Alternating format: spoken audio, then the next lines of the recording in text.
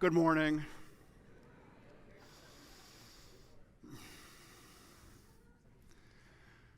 Over the past few months, I've asked many people one important question. What is your greatest concern? What is your greatest concern? Most people will voice a few options as if trying them on for size. Climate change, poverty, politics. But then shake their heads no, because although they have many concerns about the world, usually their greatest concern is much more personal. What do you think most teenagers say is their greatest concern? Real question. Say it again? Battery life. Okay, that's the da-dump. Serious question. I'm looking for serious answers. What do you think teenagers say that their biggest concern is? Yes? Getting into college. Getting along with their parents. Huh? Bullying. Well, almost always their answer is mental health. At first this was surprising to me, but it makes sense. These past few years have made our society a very confusing place. The pandemic forced our kids into remote learning and canceled years of their enrichment activity at a time of their lives when they were supposed to be developing social skills. They were isolated, and it's still taking its toll. Our young people have skyrocketing rates of anxiety and depression, and so no wonder that their greatest concern is their mental health. All right, how about adults 50 years old and older? What do you think that their greatest concern is? 50 and older. Health, retirement, cheap seats in the back. Almost always it's having their health and living a long life. Is that important to you? Me too. And guess what? That's what the high holidays are all about. If we were to pick a mantra or a tagline for the high holidays, it probably would be the words from Yom Kippur's Torah reading. Choose life. Each year we read the words, Re'eh natati lifanecha hayom, et ha'chaim ve'et ha'tov, ve'et ha'mavet ve'et ha'ra, uvacharta b'chaim. See, I've placed before you today the life and the good, or the death and the evil. So choose life and be a blessing. Over the centuries, our sages have concluded that rather than see this choice as God handing out reward and punishment, it's actually a matter of logic and consequence. To choose life means to connect with compassion to the people around you, and to be a blessing means to actively seek to make a difference in their lives. It stands to reason if we do this, then we'll positively influence our home, our friendships, our community, and the world. But the part that we often miss is that being a blessing for others directly helps you too. Our sacred text conveys that increased altruism leads to healthier and longer lives. Modern science backs this claim up, not as a hope or a prayer, but as a fact of neurobiology. Scientific studies conclude that compassionate acts of giving back, done over a sustained period of time, will drastically improve your mental health, your physical health, and your length of years. The first example of what it means to be a blessing is Abraham and Sarah. They were living in the land of Haran, which our tradition tells us was all about the self, what today we would call an extreme me culture. The parallels to modern American society can't be ignored.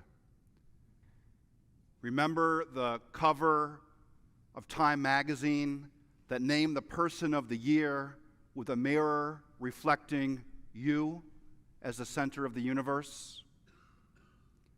This issue was highlighting our obsession with social media and posting selfies as a culture of narcissism. Like parts of our culture today, everything in Haran was about me, not we.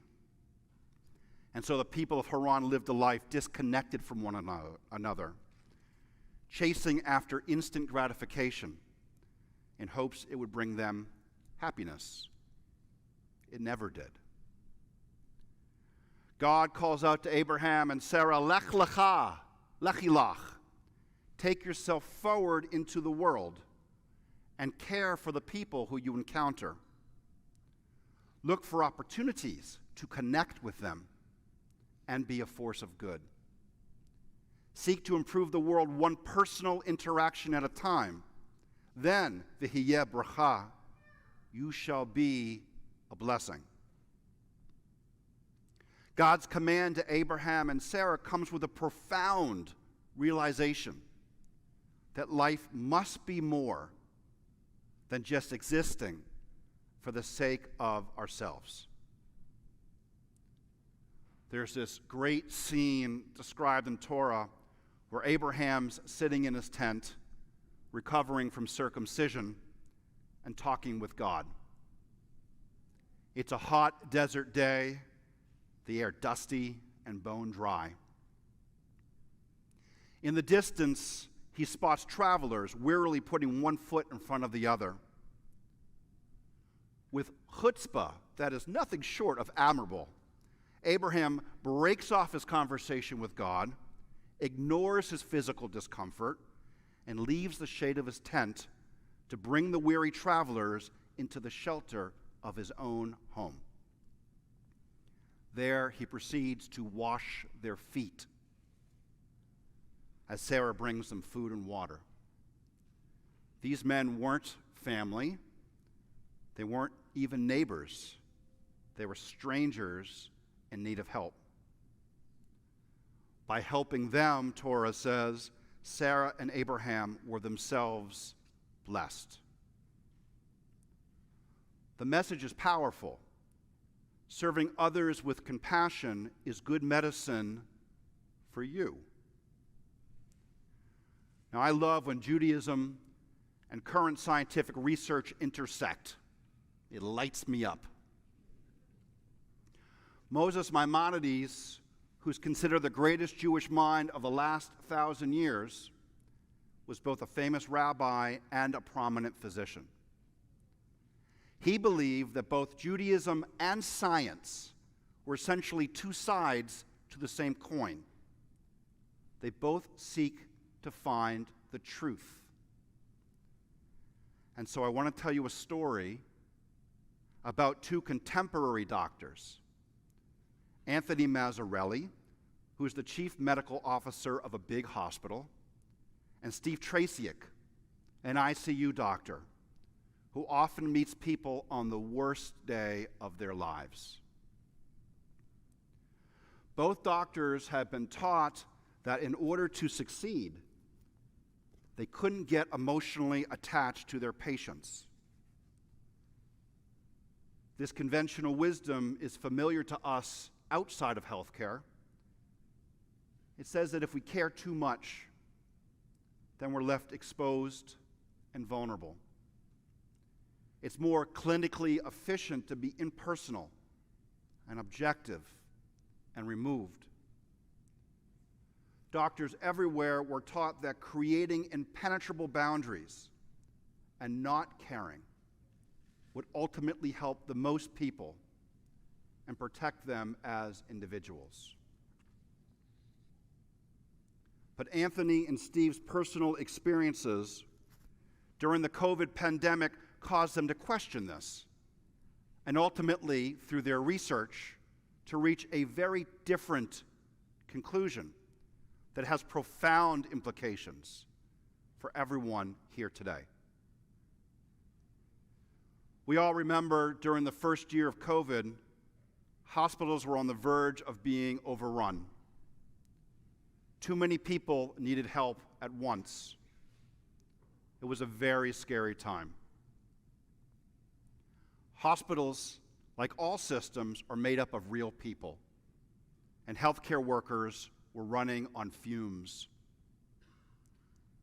Many doctors and nurses began having intense feelings of numbness and emotional exhaustion, known as burnout. It's described as a dark feeling of depersonalization that's so bad that no matter how hard you try, you feel that you can't make a difference. Of course, burnout's not limited to hospitals.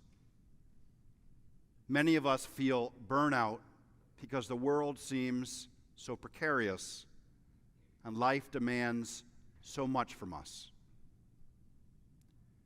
In an effort to get everything done, we triage connection and put up the fences against compassion so that we don't feel exposed. There was one particular evening after a really tough day where Steve had lost a 19-year-old patient. Driving home that night, he felt numb. He felt empty and said to himself, "I don't know if I can do this anymore." Steve could barely admit it to himself, but some part of him feared that he was heading down a dark road. Quitting wasn't a serious consideration as he has 4 kids and a mortgage, but something had to change. He had to treat his burnout. The best research on how to relieve burnout symptoms essentially said to escape, to get far away from the hospital and his patients, and spend more time working on himself with yoga or hikes or vacations.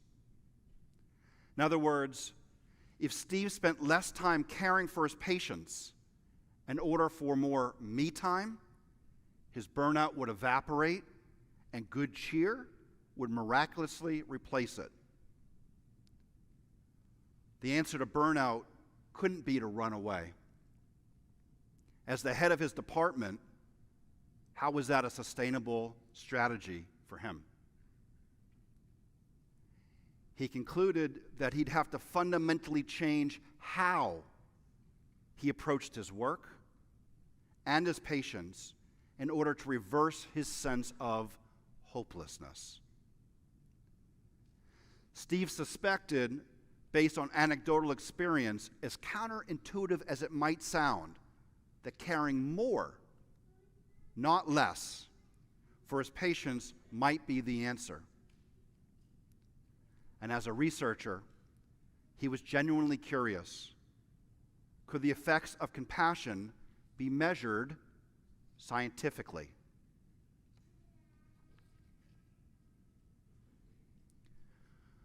No one had ever compiled all the research on this subject in one place before. In all, they reviewed more than 1,000 scientific papers and over 280 research studies.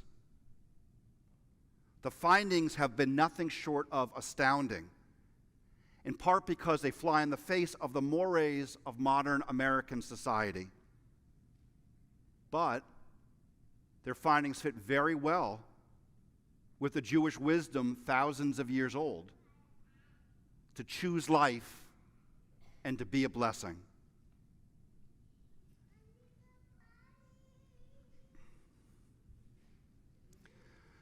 Study after study showed that when the caregivers in the hospital invested even a little more time, it's okay. Study after study showed that when the caregivers in the hospital invested even a little more time in each patient as a person, their patients did significantly better than those who were treated with the standard clinical fashion. It could be as simple as asking, "How are you?" and then really listening. It was the same doctors and nurses, the same operations, the same medicines, the same machines, but with very different results. When doctors and nurses cared more, their patients healed at a higher and faster rate. Operations were more successful, and even medicines and machines were more effective. What's even more interesting is that when the caregivers intentionally offered compassion, their own mental and physical health was drastically improved. Steve began conducting himself differently at work. He adopted a mindset of not closing himself off from his patient's human experience and was able to protect himself from burnout by making deeper connections. It turns out that serving others with compassion is good medicine for you. But would this idea apply and be measurable outside of the hospital system with regular people like you and me? Study after study proved that the answer was a resounding yes, with results that are profoundly relevant to everyone here today. For instance, if I told you that if you volunteer your time on a regular basis, you are more likely to live longer, would you pay attention? Would you consider trying it? Well, if you're 55 years old and over, and you regularly volunteer at least a little of your time, you will likely have a 24% lower mortality rate than your peers who don't volunteer at all. And if you're a dedicated volunteer, meaning you give a lot of your time to help others, then you likely will have a 44% lower mortality rate than your peers who don't volunteer at all. Those are big numbers. The scientific evidence shows that volunteering might be as good for your body and your brain as exercise and diet. It's more than just a nice thing to do. It could save your life. You see, when you give back, your brain receives a flood of neurotransmitters that trigger good feelings. Some of you might know it as helper's high, kind of like runner's high, with the similar endorphins. These actively reduce stress and systematic inflammation, both of which weaken your immune system and can cause heart attacks, diabetes, cancer, and a myriad of other things that you don't want.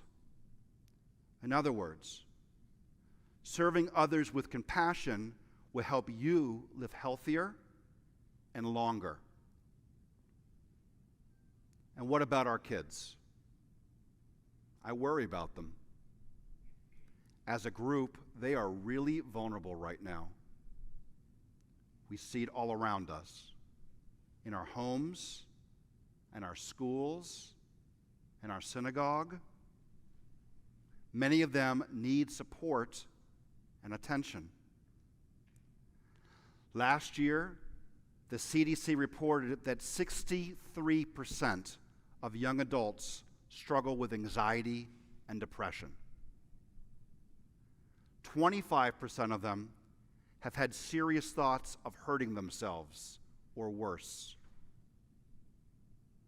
Therapy and medication are essential, for sure, but there's ample evidence that the practice of serving others is the key component toward returning them to a place where they can thrive. Study after study found that in a short amount of time, when teenagers were able to give back on a regular basis, those endorphins kicked in and their mood lifted. In most cases, this was enough to significantly reduce their anxiety and depression. In other words, giving their time and sharing their compassion gave the teens the boost that they were missing. It was the little extra something that got them back to baseline so they could feel better and once more begin to live their best lives. I know. Some of you are thinking, gosh, are you really going to add another thing to my busy life? The answer is yes, but not as one more thing to do on your to-do list. Choosing life isn't a task to be checked off. It's really a way of being. It starts in the home and extends outward from there to build healthy, connected communities. This is a way for us to reprioritize our approach to time altogether. So, come join us on Sundays at Garden Isaiah, growing food that will nourish our neighbors. Help us feed children and women and families through our work with Zabin, Mary Hall, and CAC. There are kids in local schools who need a kind soul to help them learn to read. Come with us and be that person. There are families from Ukraine and Afghanistan who need to be welcomed, and environmental work that needs you to champion. We have rivers to clean and interfaith relationships to foster. There's anti-Semitism to combat and inter-race bridges to build. Lech lecha, lechi lach. Take yourself forward and be a blessing. God reveals to us that we are each given a choice. Either we treat each other with compassion and feel connected, giving us a chance to live our best lives, or the opposite. To our detriment and to those around us, we can choose to live in self-absorbed, protected silos, which ultimately keep us isolated and disconnected. Our choice is important. I'm here to tell you that serving others with compassion is not just good for society, it's good medicine for you. May the choice that we make allow us to be written into the book of life in this new year. May you and your family be blessed, and may you be a blessing. Shana Tova.